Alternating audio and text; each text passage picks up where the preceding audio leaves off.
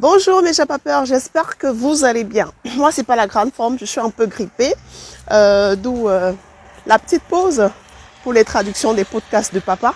Mais dès que ça ira mieux là, je vais reprendre.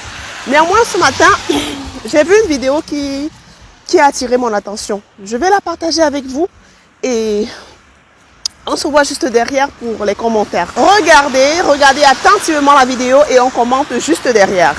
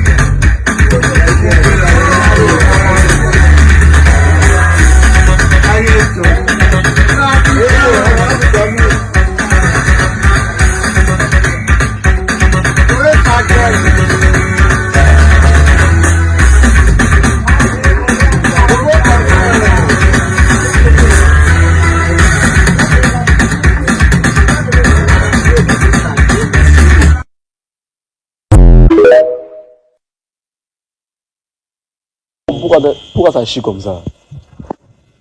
Oui, c'est une mal. Ça chie toujours. Où tout le monde dort. Quand on va là-bas, Où tout le monde dort, c'est là pour ta chie quoi. ça sent bruit. Il vous fait attendre mon téléphone, il y a baraba. Non mais ça gratte mon cœur même. Voilà, vous vous posez certainement des questions, n'est-ce pas? C'est normal. Moi-même, quand j'ai regardé la vidéo, je me suis demandé, mais qu'est-ce que c'est?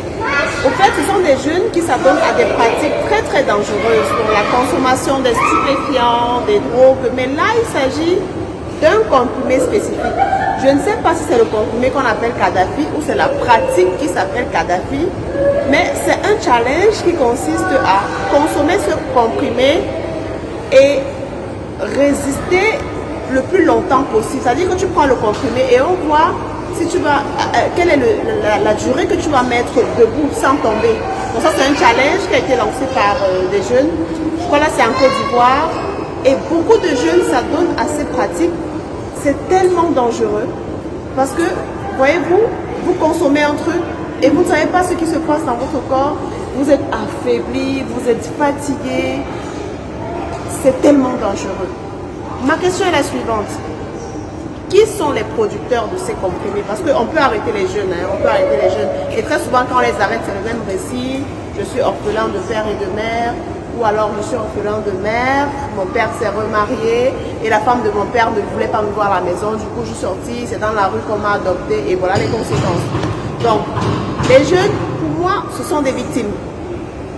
Tout simplement. Ce sont des victimes. On va arrêter les jeunes, on va les enfermer. Mais la question demeure. Qui produit ces comprimés pour ces enfants-là? Comment est-ce qu'ils rentrent en possession de ces comprimés? On doit commencer en haut. Parce que les enfants, c'est les consommateurs. C'est les consommateurs. Donc on peut arrêter en commençant par le sommet. Qui est la production? Parce que l'enfant, lui, ça coûte combien? Peut-être 500 000 francs. Mais qui produit ces comprimés? Donc voilà. Ah, c'est regrettable. À l'époque, on avait des jeunes qui se donnaient pour challenge. Ok, tu es sorti premier au premier trimestre, je vais me battre. Au deuxième trimestre, je vais te déclasser. Mais aujourd'hui, le challenge consiste à prendre un comprimé et rester debout le plus longtemps possible. C'est notre jeunesse. On va faire comment? C'est le récit qu'on a souvent. On va faire comment? Dans la vidéo, il s'agit de la Côte d'Ivoire. Mais rassurez-vous, ce n'est pas qu'en Côte d'Ivoire seulement. C'est partout en Afrique.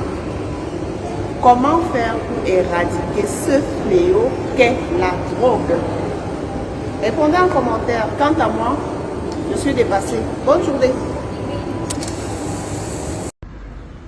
À travers cette vidéo, je vais parler à ceux qui sont en Allemagne. Venez ici. Vous croyez que vous êtes qui? Vous faites même vos choses là qui? Ta mère se bat, elle te paye les études, les écoles, les études.